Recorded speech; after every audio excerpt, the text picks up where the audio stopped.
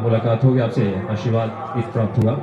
मैंने आपके बारे में बच्चों से भी चर्चा किया और हम कॉलेज के बच्चे हैं, छात्र छात्राएं आई हैं, इनके मन में भी उत्सुकता थी कि चल के हम लोग महाराज जी से आशीर्वाद लें। के भी बच्चे हैं यहाँ पे हमारे। तो क्या जानना चाहते हैं महाराज जी? बस इनको बताइए कि हमें किस तरह कार्य करना चाहिए, हमारा कर्तव्य क्या है और हमें कभी भी कर्तव्य से विमुख नहीं होना चाहिए। एक विद्यार्थी का क्या धर्म है? देखो बंधुओं, एक बड़ा भ्रम लोगों के मन में है। सबसे पहले तो उस भ्रम को हटाने की जरूरत है। और वो भ्रम क्या है? वो भ्रम है आप लोगों के मन में कि तो उसमें सिलेबस में दिया है कि पुरुषार्थ भी है और आश्रम व्यवस्था भी है।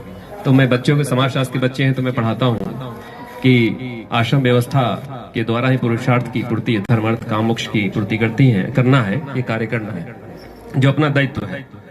और अंतिम जो आश्रम है वो संन्यास आश्रम है। तो ये लोग किताबी तो पढ़ लेते हैं, लेकिन वास्तविक क्या है अभी तक मुखातिब नहीं हो पाए थे। लेकिन आज आपके दर्शन से ये समझ गए होंगे कि सन्यासी कैसे लोग होते हैं और संन्यास आश्रम में क्या किया जाता है।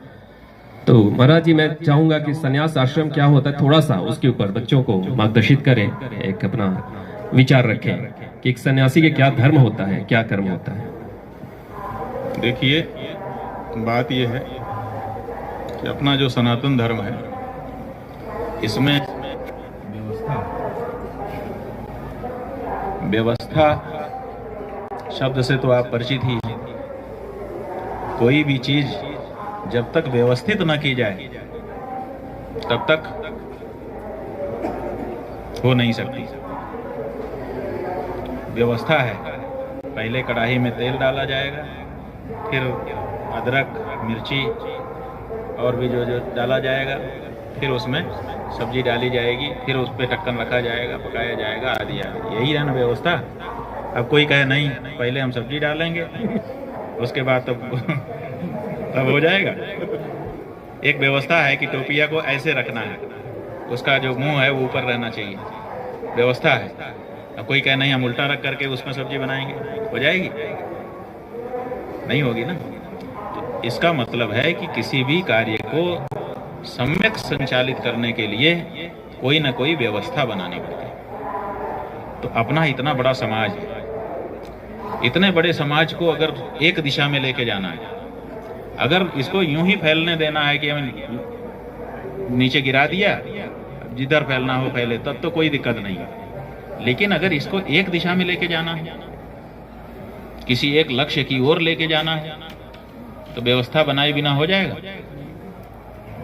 फिर तो व्यवस्था बनानी पड़ेगी। तो इसीलिए आपके जो पूर्वज थे, अगर आप उनको मूर्ख समझते हैं तो अलग बात है, लेकिन हम लोग ये मानते हैं कि हमारे पूर्वज हमसे ज़्यादा विद्वान थे, हमसे ज़्यादा बुद्धिमान थे।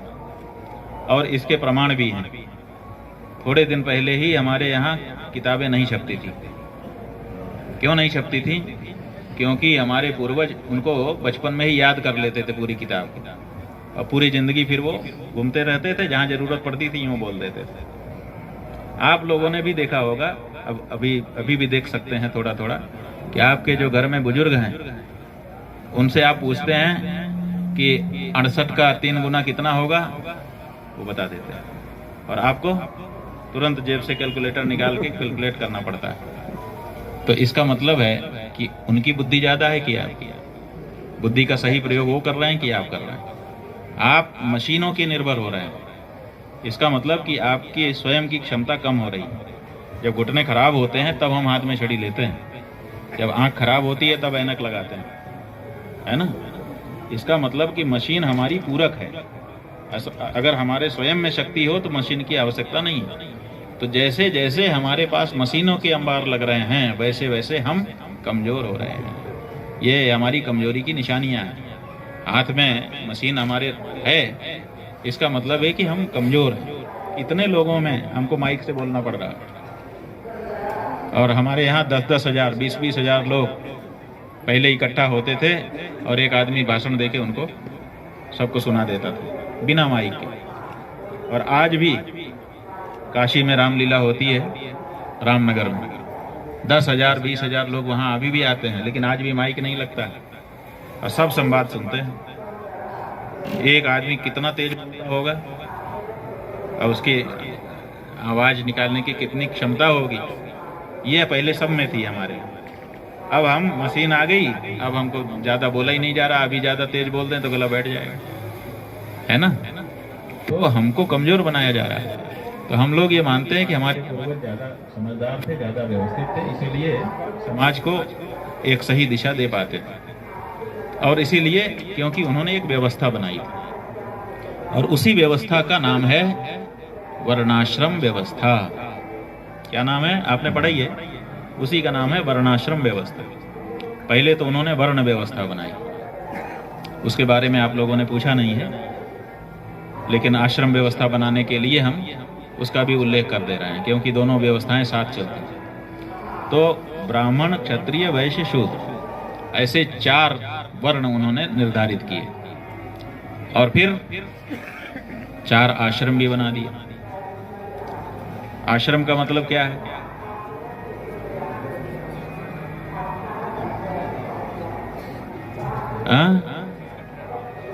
ठहराव। इसलिए संस्कृत भाषा का व्याकरण यहाँ लगेगा।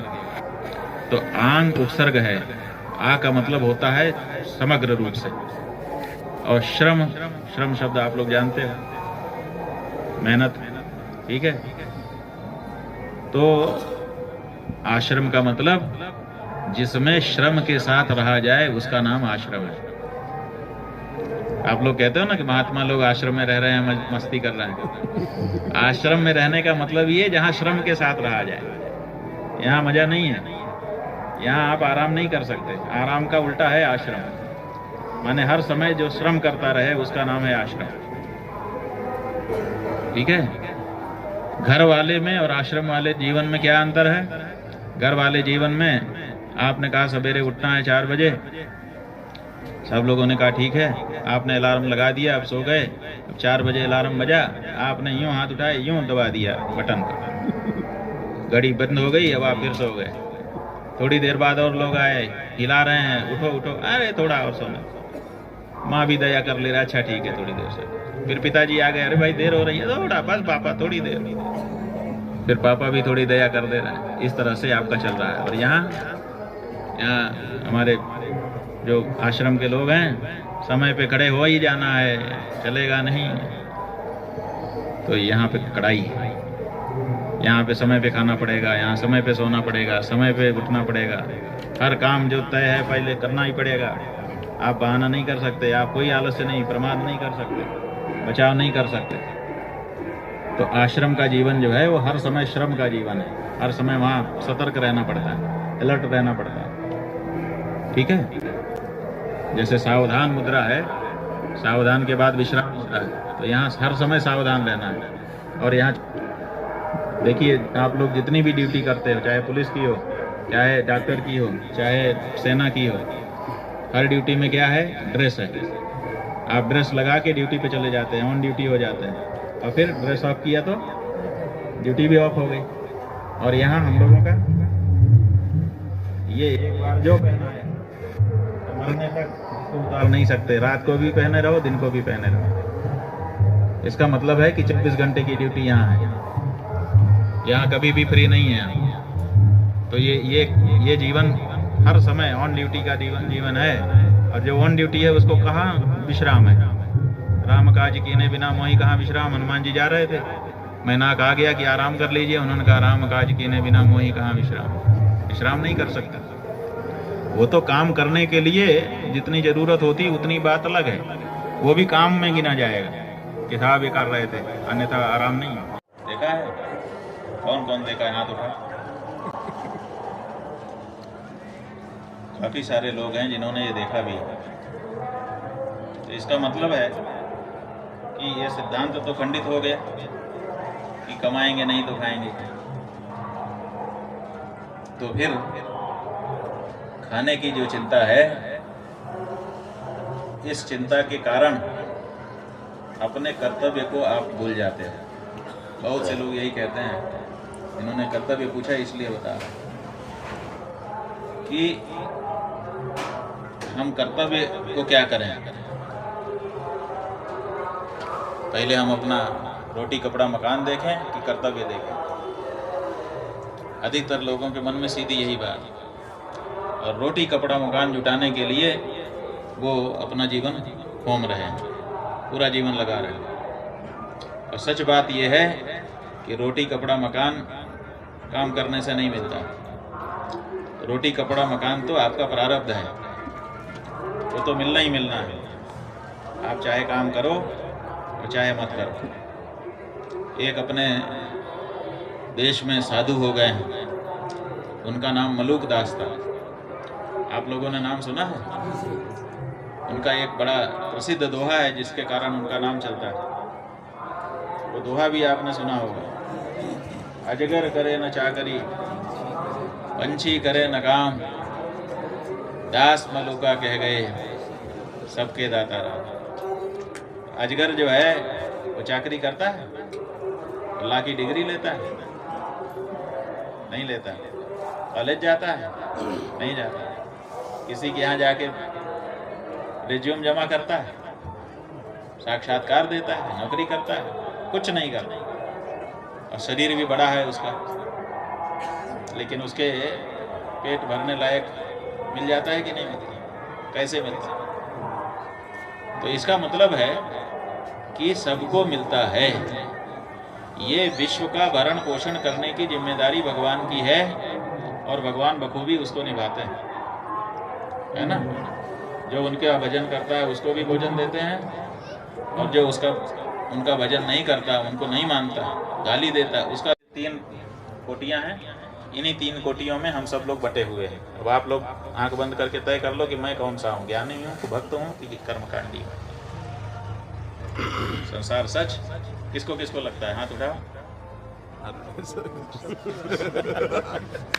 मेरी त्रुटि है, मैं समय से नहीं मिल पाया, नहीं तो आपकी एक व्याख्यान में अपने कॉलेज में। ठीक है, आगे भविष्य में कभी मौका रहेगा, अपने लोग आएंगे। जी महाराज जी, उनसे बात करने में तो चाहिए। जी महाराज जी, और एक निवेदन और है छोटा सा महाराज जी। मैं चाहूँगा कि बच्चों के साथ एक छाया चित्र हम लोग के साथ हो जाता आपका है। काम है, हम तो जी बैठे ही हैं। हाँ महाराज जी, आप लोग एक एक कर कतारबद्ध आके यहाँ पे बैठ जाएंगे थोड़ा सा।